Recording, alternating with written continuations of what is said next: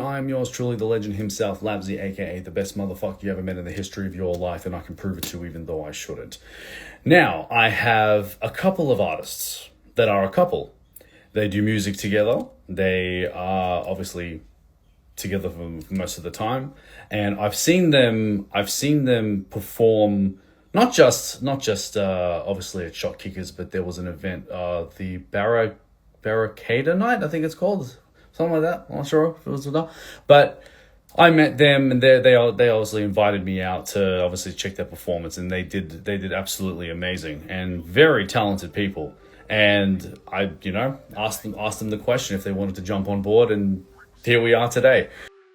Real talk with Labzy, we speaking the truth. From the streets to the booth, giving voice to the groove. No holding back, every combo's the proof. It's the realest in the game, now we raising the roof. Real talk with Labzy, Labzy, Labzy. Real talk with Labzy, Labzy, Labzy. Real talk with Labzy, Labzy, Labzy. Real talk with Labzy. So I have my first artist for woman energy. I'm not gonna lie, she's got that powerful woman energy, and I think that it is inspiration to other women. So I'll bring her on right now. Hello, Ivory. How are you? I'm great. I'm great. How are you? I'm awesome. I'm very, very awesome. First of all, thank you for taking the time to have a bit of a chat with me, and it's great for you to be here. Thanks for having us on the show, having me and Tristan. It's yeah, All right. it's a real pleasure. No worries at all. And okay, so we'll get right into it. So how did music come to you? Was music always a part of your life, or was it something that inspired you to do music? Oh, that's a great question, actually. Well, pretty much, I was born into music. My mother's waters broke while my father was singing on stage in a club here in Melbourne. True story.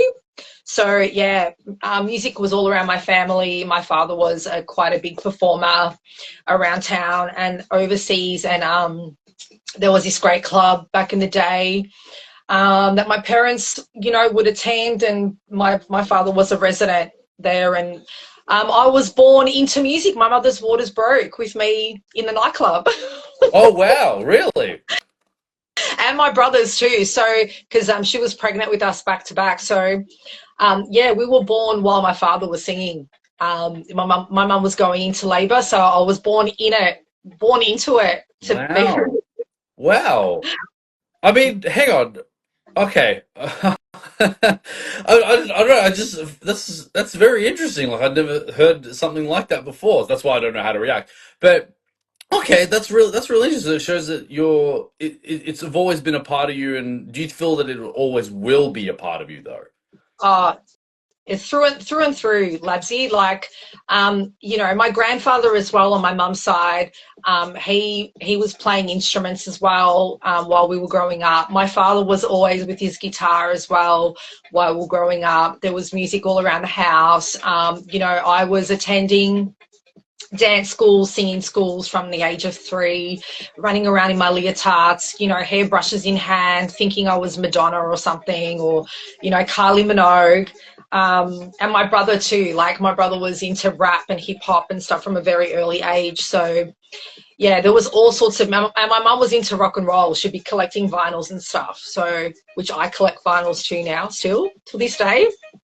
But yeah, so it was just music everywhere. It was, yeah, a really fun time. I have to say, I had a really, really grateful, very, very lucky. I had an amazing musical childhood.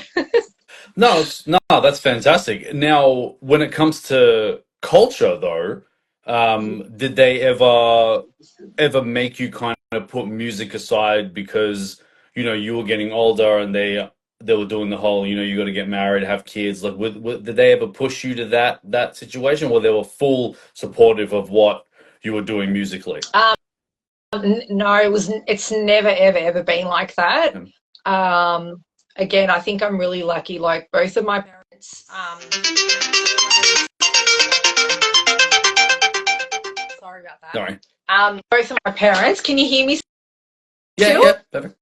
Great. Yeah. So both of my parents were the kind of people who would like always be, you know, striving for us to strive ourselves to, you know, always get with our goals, be with our goals. We were always in activities and stuff like that. Or again, like dance schools, you know, keeping fit, singing schools, always with our crafts, and always learning and stuff like that. It was never, oh, you got to get out, You know, keeping fit, get married, singing schools, and always stuff like with that. So there was never pressure, which, yeah, there was never pressure about that. It was just go with the flow, live your life, you know, live your dreams, go after your dreams. And, you know, if a potential relationship could come along, I guess that would always be like, you know, something that you loved in someone and that you aligned with that came along and, you know, it would become a relationship, well, then see it through, but never stop being who you are, and not, you know, never stop going after your dreams. So, yeah, that would be, you know, both my parents were quite go-getters and business people and, you know, social people. They also ran and had the club that's called the Workers Club now, the Workers Club in Melbourne, which we've got a show coming up December the 8th. The Saji birthday bash, and shout out to Matt Sinner and everybody. They're having us on. My parents used to run that while I was the teens, and again, so we were around music and business and stuff. That was called the Rob Roy Hotel. I was in my teens, so yeah. Now it's called the Workers Club. So I mean, I don't know any better, like, to not go after my goals and my dreams.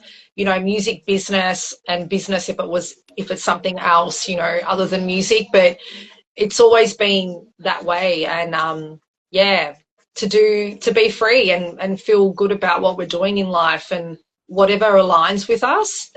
If we want it, you know, see it through, go for it. Yeah, no, that's fantastic, and I think that's very powerful, especially having parents that really support you for what you do, especially because it does make sense. You know, if you've come from music background and people are doing music all the time, especially in the household, it would make sense. Like, but I know that there are some families out there that have come from a music background and then I don't know, they just feel like, you know, they've put it aside because of culture, because whether if they want to, you know, again, like even with me, like I come from a family of musicians myself. Like my father used to be in a band back in the Egypt days. So does my uncle, and they weren't in a band together. They were separate, but like they were inspired by obviously Arabic music. They were being featured in movies and stuff like that, and then now it's like they come to Australia and they're like, oh no, we gotta, you know,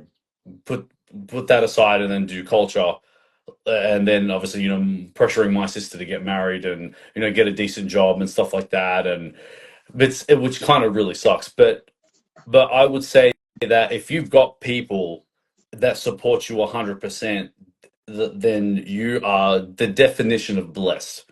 The definition of blessed. You know what I I mean? do feel that, and I would say I am, but I actually should mention at the same time. At the Yes. same time, I was actually a little bit of like the black sheep in the family and the rebel, you could say, in the sense of, you know, if I was ever told, oh no, you shouldn't do this, you can't do this, I was always the first one to be like, no, Yeah. I'm doing what I want. I'd Yeah. always go against the grain, you know what I mean, too. But then, you know, my parents would obviously somewhere just, you know, follow through and let it be, you know, when I became more of a legal age, you could say. But yeah, I mean, I thank you. It's a beautiful thing to be thought of as like blessed, of course, but you know, a lot of hard work and you know, a lot of hard work's gone into all of it to sustain such goal getting, you know, and that. So yeah. Well, yeah, of course. Like, do you kind of study music a lot? Not like through like schools or anything, but like, do you always like go to YouTube and watch your favorite artists and you kind of really like study how they do things and that kind of inspires you to kind of do your own thing in your own way? I love that you asked me that. I think throughout my whole life, from a really tender age, Hmm.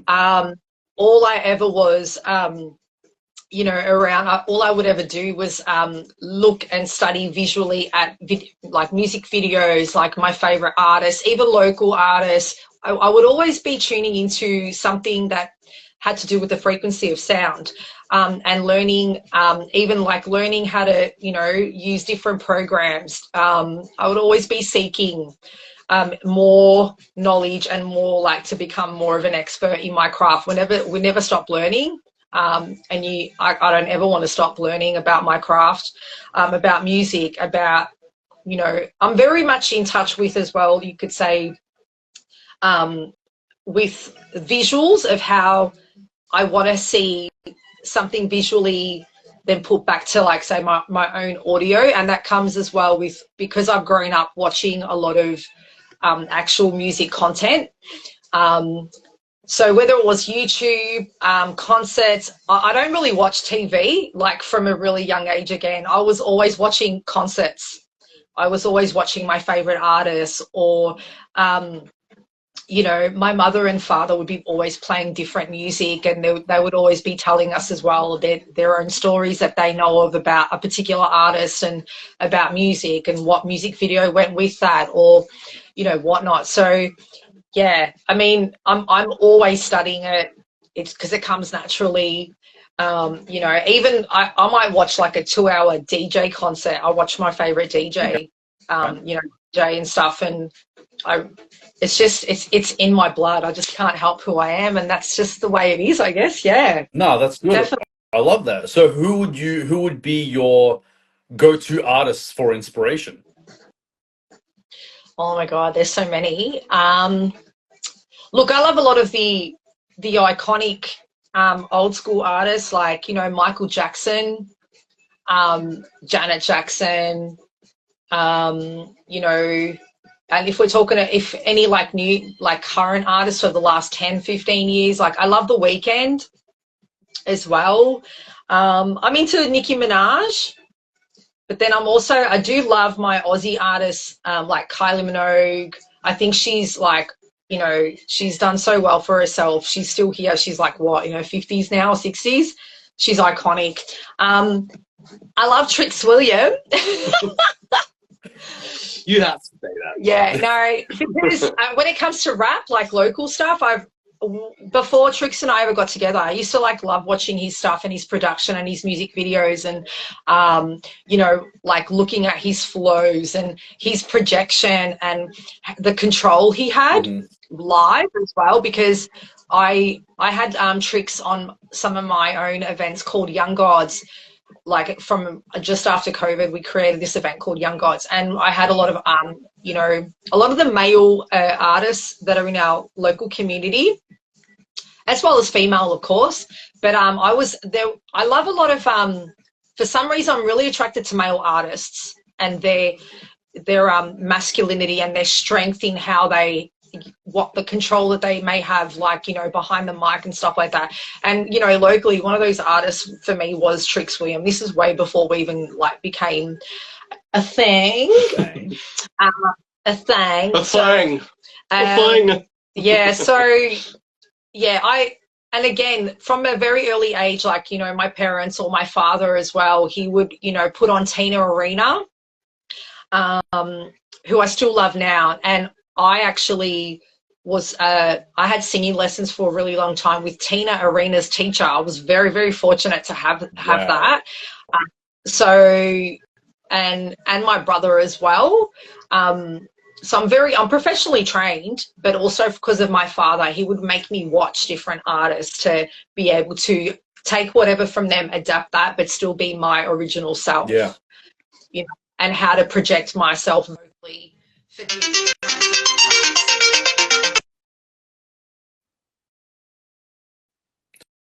Always those random calls. my mum keeps, speaking of my parents, my mum keeps calling me. I'm really sorry. That's all right. Call my mum. I'll message her and tell her get lost for an hour.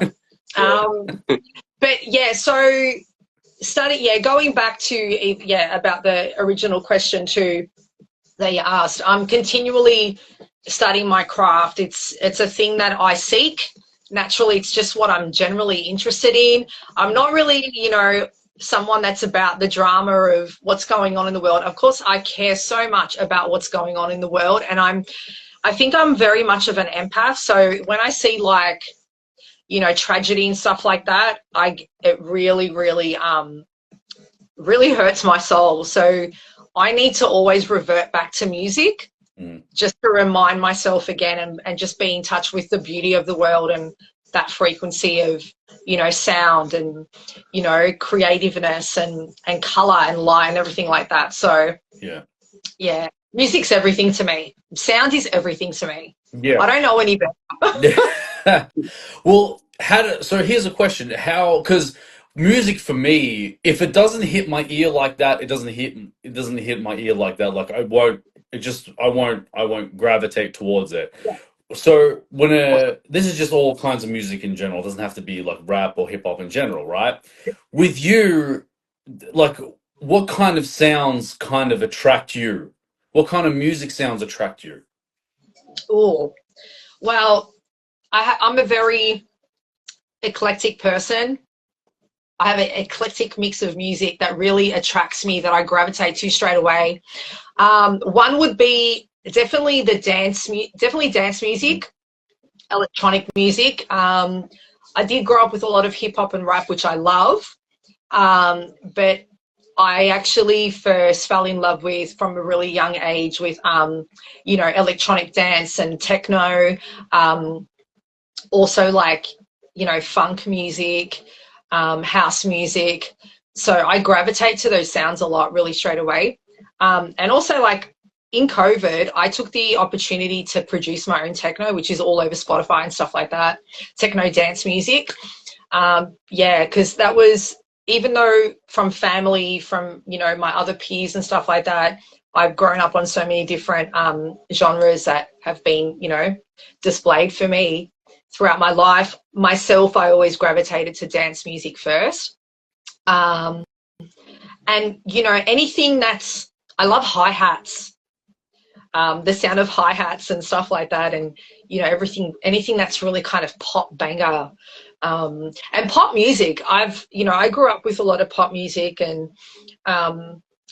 I think some of the, you know, the biggest names in the world and their producers behind that, I've always been fascinated by I've been fascinated with who's behind that sound, and I'll go look into it, and I want to find out more, and you know, and see how it's all, you know, been made and stuff like that, and who's behind it. And but yeah, pop music as well, I've always gravitated. Yeah, old school, new school. That's definitely me. Your pop little princess. No, I love that. So would you consider yourself a pop artist more than anything in the other? Because I know you would have the ability to, you know, experiment with different genres. Just as you said, you've done like a bit of techno kind of music. You've also done pop as well. Also other genres too. But would you consider yourself more of a pop artist or more of an experimental artist? I can definitely say, because for me, I can definitely say I'm a pop artist, because for me that means that I can go anywhere, you know, with that. I can like, there can be a phase where I might bring out an EP, and it could be like pop, rap banger inspired kind of music, and then you know, or pop ballads, pop R&B ballads. But I would definitely say I'm a pop artist, because that allows me to express myself, I think, freely, and not just be one complete thing, one complete genre. You know, you never know what you're going to hear from me. Like, you know, from one extreme to the other. I think I even say that in all of my bios as well. Like, I'm very true. I try to stay really true to who I feel that I want to be, and who I feel I am. Like, I can't help it. Like, I will be from one extreme to the other. I can never pick, which, you know, truly also explains why I don't, whether or not people believe this, like, I don't really run after fame or anything like that. I could never really see myself as being a signed artist, because I don't want to do just one thing or be just one way. So, and I've got no regrets and stuff like that. I'm really lucky that I get to, label myself as a pop artist locally. And then, with that, you'll see many, many different styles and sounds, I guess. Keep it spicy. Keep it spicy. I love that. No, I love that. Now, I want you to explain to me the feeling of being on stage, especially the very first time. If you could remember the very first time you were on stage, that opportunity that you get to be in front of people, and like, what you got to tell me about that. Did you ever mentally prepare yourself? Were you nervous? Like, what?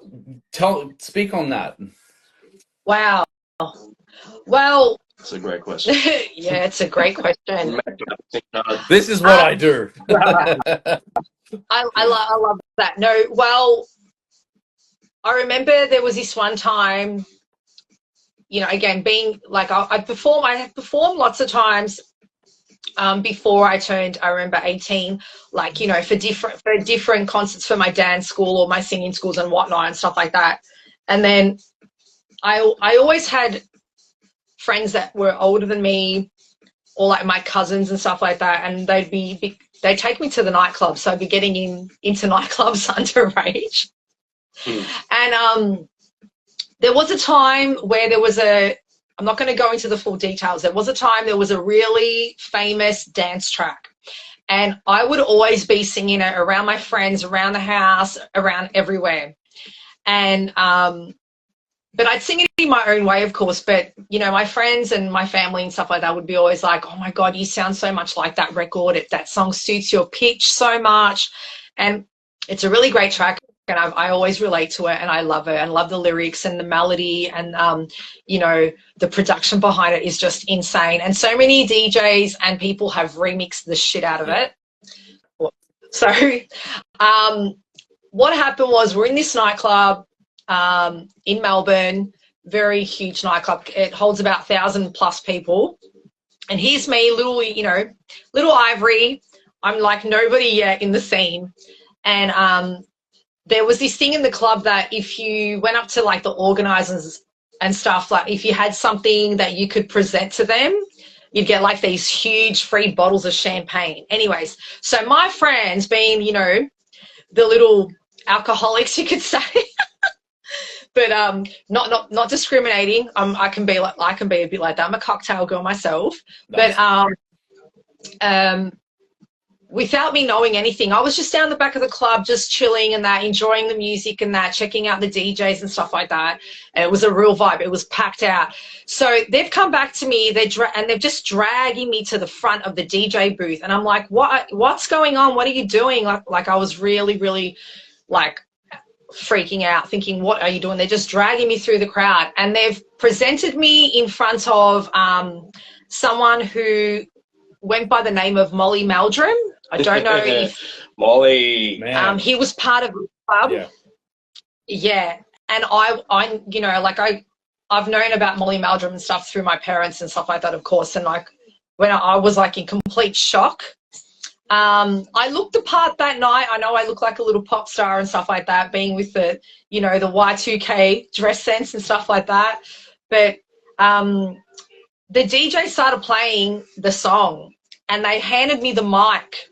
And I'm looking at my friend, and they're just going, hurry up, get up there, sing now. Wow. And I'm like, and they're like, we want champagne. And I'm like, oh my God. So, but I remember the moment, but it was just such a starstruck, I was nervous as hell. Like I can even emulate the feeling inside of me right now as I'm telling you this. Like it was so unexpected. It was so like, it was a dream come true, but I was just nervous as hell. Yeah. But inside of me somewhere I was saying, okay, look, this is your opportunity to really like make your, like put yourself maybe on the map here in Melbourne, like, and because I was always interested in dance music from a young age. the DJ that was playing, Sergeant Slick, who was won ARIA Awards, who I'm still good friends with right now. If you look him up, yeah, shout out Sergeant Slick. He played the record on vinyl. They put me really up high on this platform, and I had all these people underneath me, and I'd never had that. I've never seen that in my life for myself like that. Handed me this like high-tech mic. I was just like, oh my God, it was, yeah, holding such a mic as well. Like it was one of the top end mics, like a Shure, and it was actually glittery as well. So it was very, you know, my aesthetic. And the DJ just looked at me, and I just went, he had the instrumental on vinyl, which was crazy. And I said the first few lyrics of the track, and the crowd went nuts because everybody knew that song. Yeah. And I just like, I didn't want to be anywhere else, and I just went for it. The crowd just went crazy. My girlfriends were down there holding champagne bottles. It was hilarious. And there were these amazing looking drag queens at the time that would be part of the club, part of the night. And they were like, you know, cheering for me and everything as well. So, you know, felt really, really supporting, and really, it was very, very warming atmosphere. But the whole crowd just, completely gravitated. And, but it was nerve wracking as hell. And then they made me repeat the song again straight after. They made me do it twice, which is insane. They wanted an encore. That's what they wanted. They wanted an encore. Yeah, it's really unheard of these days. But and I don't really talk about that experience. It's a great question that you asked, but that is my, you know, real true fact experience of when I had my first taste in a full-on nightclub live, and it was not planned. And then from there, you know, I got to meet different people. Made different contacts, and it was definitely the right foot stepping into the kind of scene that I wanted to move forward in, and, you know, have my experience with, and you know, see how things could go from there. So yeah, it definitely gave me the confidence slowly to, you know, I can do this, and, you know, people will gravitate and respond to you, the people who, you know, obviously feel the music. Yeah. That I feel. So yeah, that was the experience. Thank you for sharing that, by the way. And yeah, so that means that was that the moment where you thought, you know what, we're doing this now. Like we're gonna be an artist. Was that the moment where you thought, nah, we're gonna pursue this right now? Was that kind of that moment? It was definitely, yeah, like after that little performance, it was like, it definitely sunk in for me, like, wow. You know, I can do this, and, you know, the right people will like always, you know, gravitate and support the performance, support the sound. Yeah. And, you know, my friends, I think at the time as well, my friends were really into like what I was doing. I was very, very shy. Like I wouldn't, you know, it would be a rare moment, like catching me going off, singing a track in, you know, in the car or in my room and stuff like that. I always had my friends around and family and stuff. It was very festive growing up for me. But I was quite shy, and it did take a while for me to, you know, come out of my shell like that. But I think the more I performed after that, the more I wanted it. And, you know, again, growing up with my father that was a performer, like I didn't know any better, but I just had to find my moment, and that was definitely my moment. And it really sunk in, and it was just like, yeah, nah, you got to do this. Yeah. No, I love that. No, I love that. Now, being in a relationship, obviously with you and obviously with Trix, right? And doing songs together. Now, because I know there's a lot of people, especially a lot of artists, normally keep relationships private, and regardless if they're doing music and stuff like that. Did you? When you guys started, did you kind of were doing the same thing where you wanted to keep that private, or you guys made the decision, you're like, no, we're keeping it open. It doesn't matter. You know, we're not allowing anything to clash anything. Like, explain to me how that kind of works with music with you guys. Sorry, with that relationship. Sorry. Well, when again, before Trix and I became partners, we were great friends for quite a few years. Yes. And hanging out and stuff like that. When we first met, we both had other partners, but we were I can safely say that we were both in quite unhappy relationships, and both of our ex-partners, they weren't in music. They weren't musicians or anything like that. Yeah. But when Trix and I started, you know, evolving from friends into, you know, what you could call, like, we started dating, becoming a thing. We never put any label on it. We wanted to be private, but at the same time, like, if we ended up being out and about, and this was at like early days, we weren't hiding it. Like, and at the time, like when we first sort of had our first encounter, special encounter, it was a beautiful night. I'll never forget. I got a lot of footage of that night on video, and we had a lot of our friends with us that night, and it was just like kind of like a planned but unplanned like get together. We all went out to support our local friends from Vibe Union. You might have heard of Vibe Union. Georgia and Raph were DJing that night at Monkey Bar? No. Something. Lyrebird Lounge in Ripponley. No, Monkey. We went to the Monkey Bar. Yes, yeah. Yeah, so we were out at this like bar club in the city, and Golden Monkey. Golden Monkey. Yes, Golden Monkey. Anyway, so we were at this place, and, you know, one thing led to another between us, and, you know, we had a really beautiful exchange and encounter of, you could, you know, we were intimate, and our friends were around. They could see what was going on, but no one really had an opinion on anything like that. It just unfolded, and if we happened to be out in public, well, we were just being us. But also we did have a phase where it just naturally happened, where we, you know, we had our own private like phase as well, and we worked on each other, worked on our relationship, and we were working on music, and it was just a beautiful time. And you know, starting out the relationship, I mean, whoever got to see us and be around us, like, we never hide it, but also there are a lot of things that we don't, like, you know, showcase online and stuff like that. Yeah, we tend to try not to, but you know, for example, no relationship is perfect, you know. We're not privy to, say, publicizing, or the phrase is airing out our laundry online. You know, we've never been one to do that. We've always been aware to keep our personal lives and the elements of our personal lives to ourselves.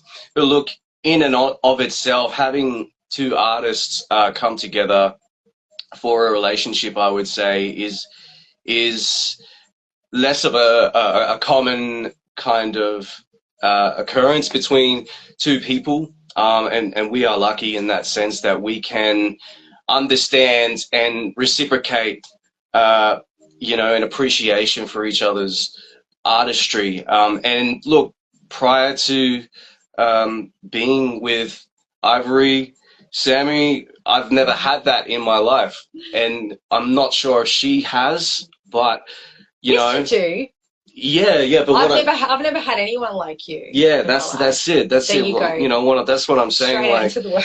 You know, I've never had somebody who has been in the same creative realm, and that, you know, we're lucky. I count my lucky stripes in the sense of, you know, I can really do my craft and with her, and actually share that with her, share our journey, and that's manifested. Yeah. And individually as well, like, we respect each other's individual artistry, so that's another big plus, you know. And again, we showcase, we're not private about, you know, being artists and how that ties in with you know, our personal lives, but we're very lucky, like, we both respect each other individually, as artists, as, you know, just people. But yeah, we've definitely just let things flow, and haven't we haven't put too many restrictions on, you know, what we showcase as artists, individual or together. It's now, just what it is in the moment, you know. What feels right. What feels right, you know. Like we can. There's no telling, you know. We might play some hard trappy shit in the bedroom studio one week, then the next week, Sammy will go, "Can we remix this dance song?" You know what I mean? Or, you know, vice versa. I'll want to do something weird and experimental just when I get to fucking around on Fruity Loops, and I'll go, "I need your vocals in the background for this," you know. And in that regard, you know, it holds no bounds, and you know, we kind of try to let go of any preconceived notions about what it should be when it comes to the creation mutually with the collaborating. Yeah. Okay. No, because do you feel that? Because I know that you guys have got songs together. Like if you look at All Over Me, there's also Army, and also these types of songs. Also, there's also more songs too. Do you feel that when you guys make songs together, it kind of brings you closer as well? Straight up. Yeah, definitely. Yeah, because I mean, like, I guess being the kind of people we are, the kind of frequency that we live in, it's an ultimate dream, I think. We don't need to be with anybody, but I think it's an ultimate like dream to have someone that you're in alignment with like that, and you come from the same mindsets and worlds, and we get to share, you know, music. It's huge. It's a rarity today, and you know, anyone that is, you know, I guess an artist or in music or in something creative, it's just such a blessing. Yeah. You know, to have someone by your side like that just understands you and doesn't make you feel guilty about who you are and how you need to portray yourself throughout life naturally. Yeah. You know, so yeah, I mean, we wish every artist to be able to experience what we've been able to experience, but like creating together definitely has strengthened the bond. It's inevitable. Like, you know, we have our moments in the studio, like you'll give you something to laugh about. There's times like I'm recording and because Fix comes from his own, and I'm sure like you'll ask him and he'll tell you the lowdown about where he comes from in music and what he's, you know, learnt and you know, gathered along the way. Like he's with his experience, and he's such an amazing producer. Like there's times like I'm vocalizing the way I am on the mic in the booth, and he's like, no, like this, you know, like he'll get really upset with me, and I'm like, you know, and I'll stop, and I'll like, you know, be a bit of a princess about it. But then you know, it's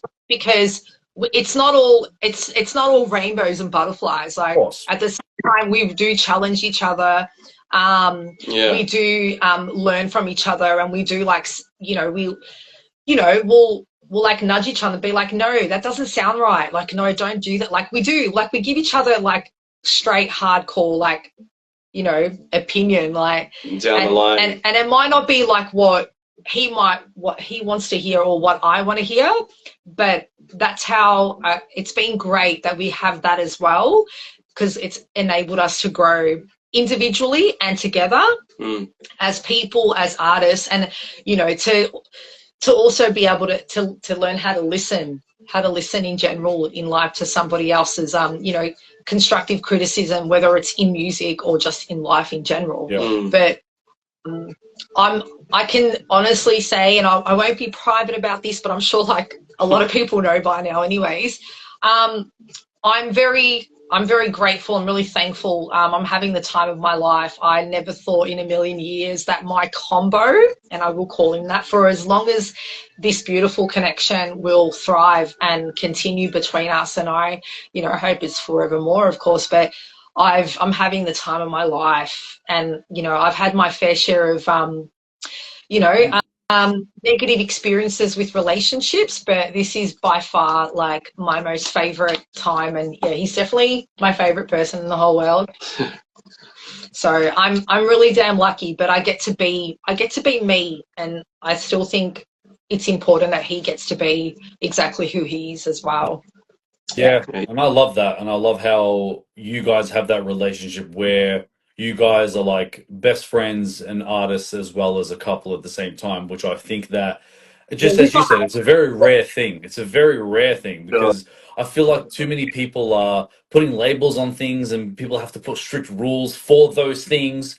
And Yeah. that's what I feel like it's not going to work. I mean, just let the couple do their own relationship their way. Just freaking let them do it. Yeah. Like, don't let politics into things. Don't let the gender roles ruin, because I feel like that's just ruined everything now. But Yes. that's why. But as long as you guys have found your way of doing your relationship, just fuck everyone else. Honestly, just fuck everyone else. Do Well, what you yeah. feel is right. Yeah.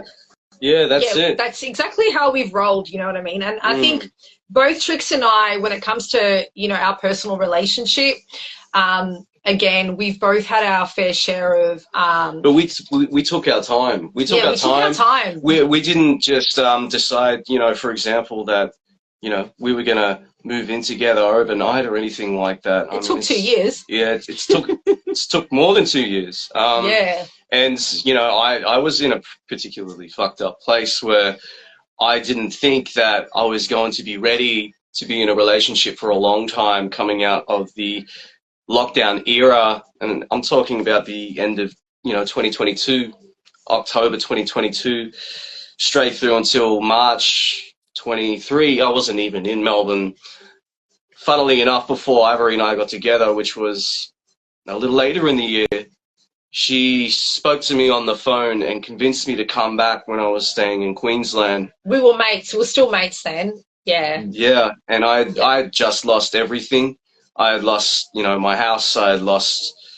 I mean, it was a blessing in disguise at the time, but I had lost the person that I was with, and I didn't think, or couldn't conceive at the time how I was going to make my life work in Melbourne. I am not Melbourne born and raised. I come from the Northern Rivers in New South Wales. But to cut a long story short, you know, we're on the Ivory helped me realize that if I was to, you know, blossom as an artist or just to heal out of this trauma that I was experiencing, I had to keep doing what it is that I love to do. And what better city to facilitate that than to come back to Melbourne? And I'll always be grateful. You already had friends here as well. Like there was a lot of people that that Trix was connected to already, like his best mate, Timmy the Bee. They'd been mates for years. So he'd be in and out of Melbourne. Like, yeah. So, and, you know, we're all around in the same local scene, like up and coming, you know, trying to get ourselves together, get our music out there.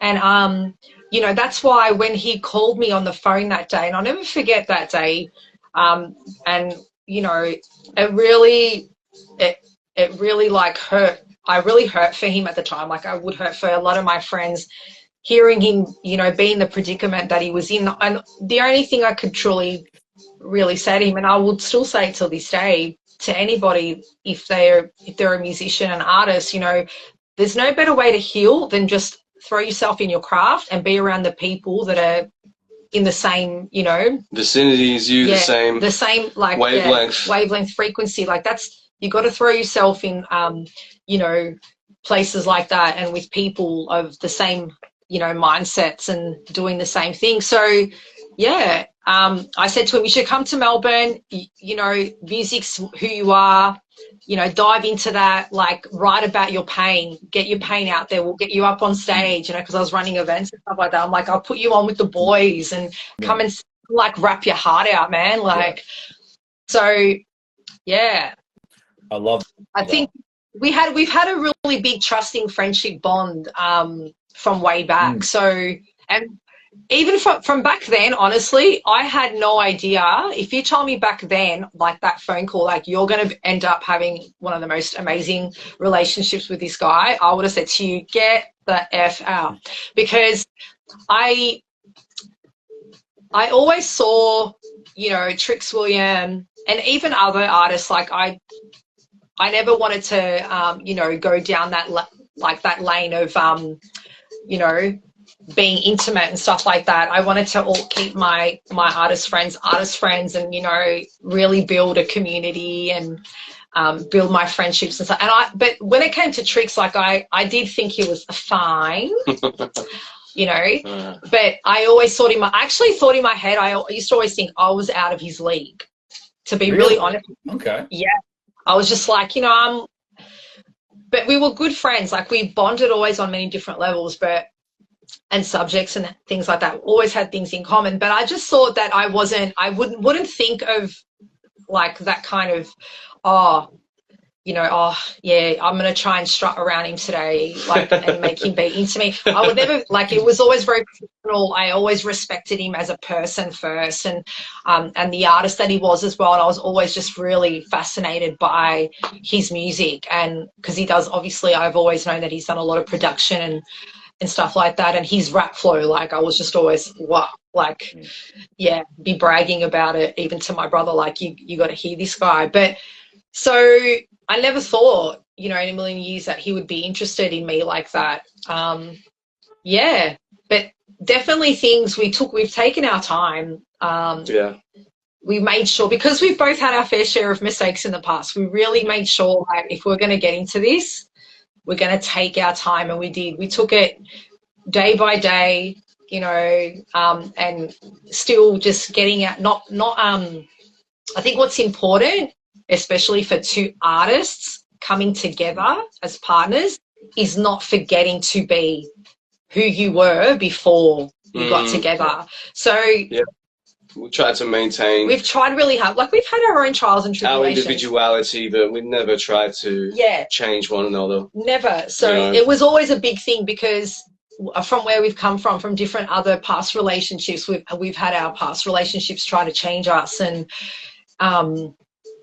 you know, that can cause a lot of depression and anxiety and confusion within yourself about who you want to be. So it's definitely been really refreshing to be with someone that just gets it and doesn't, like, if you're going to be in the corner, like, producing for 10 hours, like, but you're in the same house, for example, you're not going to be like, oh, you're not paying attention to me. That's because I've had that in the past too. Even as a female, I've had a male be like, oh, you're not interacting with me. And I'm like, we're in the same house. I'm not cheating on you with the microphone, for God's sakes. Like, I can't help who I am. Yeah. You know, so it was a dream come true for me to have, like, my combo, like, be presented to me in this life, on this universe. Like, I never thought, but here we are. Here we are. Yes. No, I love it. No, I love it. And thank you for sharing that. The both of you, thank you for sharing that. Because it is, that's what I'm saying. Again, this is a very rare thing. And this is another reason why I wanted to have both of you on here, because I wanted to understand how this relationship works, especially musically as well. And so now I understand. So thank you very much for sharing that. Now, Ivory, now you got to tell me about your hair. Now, was that, you got to tell me, because I've obviously seen you always, how you always had the braids on and stuff like that. And was that kind of the symbol of Ivory Archer, or you just always loved that style? Wow. Well, that's another backstory in itself. Okay, so basically, growing up on a lot of rap and hip hop with my brother and stuff like that, and we'd always be seeing those kind of hairstyles along the way, and that was part of the culture. And I only started like getting into braids and creating this look that obviously is iconically Ivory Archer, you could say. It suits you very much. Thanks, baby. Yeah. Since like when was it? 2015, 2016. I started performing, and I became a resident at Penny Black, which was such an amazing time, because that's when Ivory Archer really came alive. And I was starting to get my tracks prepared to get into like recording and stuff like that, my full original tracks. And I didn't even think about it. It's just something spiritually said to me, you're going to go to this braider because we knew an amazing African beautiful lady. Her name's Yash. She's from Afro Trends. And because my family too, they're in the hairdressing business. They had businesses close together. So I knew this amazing African lady, and I'd look at these hairstyles and stuff, but something tapped into me, and it was just like a feeling. It's like, I need to go get braids. And I just needed to step into this new real era of myself, and feel myself. There was something about my hair, and I wasn't feeling myself for some reason. It didn't even have anything to do with the music. It was just like more like a personal thing. So I went and got my braids done, and I remember when my best friend was the first person to see me, and when she saw me, she started crying. And this is my best friend of like, since we were like 5. Her name's Stacey. Shout out, Stacey. And she saw me and she started crying, and she goes to me, "Oh my God, this is who you are." And I'm like, wow, really? I go, I feel different, but better different. And she's like, "No, this is who you are." So I started doing braids and stuff like that, and it's on it like, throughout the years, and it started back, 2016, 17-ish. Yeah. And being the busy person that I am as well, honestly, because, I do have a full-time job, which I won't disclose fully where I work. Yep. I am a manager as well, so I run a crew of with another manager as well. She's amazing. We run a big crew. I don't know, what is it, 15, 16 Oh, wow. people in one of Australia's leading companies and stuff like that. So I'm doing the music full-time and stuff like that, coming from a background of hairdressing. Sometimes we have a home salon, which my mum runs as well, and so I help mum a lot. I'm always busy, so I kind of had to do something for myself because I don't like taking too much time on myself. I really don't. It might look different, but I really, honestly, I love rolling out of bed, chucking my lipstick on, brushing my teeth, and then getting out there. So, having the braids and that happen enabled me to just really be the person I need to be on a daily basis, roll out of bed, get it done. And, and that was pretty much it. So, and it's just been who I am, part of who I am. But I have phases where I'll take my braids out, and who knows, that might be happening soon. Okay. And I will, have it like refresh my hair, leave it natural and stuff, and you'll see me like that. Like, I'm not afraid to still be the other side of Ivory, image wise and stuff. It's good your hair does need a bit of a break, but at the same time then I'm like, nah, something again spiritually taps into me. It's like, you need to go back. This is who you are. No, but yeah it. So which was also which also raises another question, because you did just say just before that you are very busy. As soon as you roll out of bed, we get the day started. The question remains that, do you spend time with yourself, like to kind of center yourself with a lot of things that are going on? And if so, like, how do you create that routine? 100%. Well, basically, whether it's straight after work or even like in the middle of work, like I have an hour to myself. So, I will walk out of wherever I'm working, and I will go find, hopefully, even if it's raining, I'll go find somewhere that's undercover. But if it's sunny, I will go straight out into nature. Where I work, luckily, there are a lot of like trees and stuff like that. On the side, there's little parkland, and I will just take my lunch and just, sit down with myself and just be one with myself and reset and like think about whatever it is that I need to sort of do for the rest of the week, but also just be silent and just be still. And then there's times as well when I come home, sometimes I like to just refresh myself. I'll even just go for a nap with meditative music. I think it's something that I really need to do quite often during the week. I'll go for a nap, even if it's for 20 minutes, meditative music, and just, switch off and zone out. But I have a lot of time on my own as well. Like, even if I need to go to the gym, like I do, both Trix and I love to keep fit. We try to get out as much as we can. be physical for ourselves and keep up with our physical fitness. And so that as well is something that I love to, you know, put into my daily, weekly routine and, you know, reset and tapping, like, be one with yourself and stuff like that. And, you know, eating well is really important as well.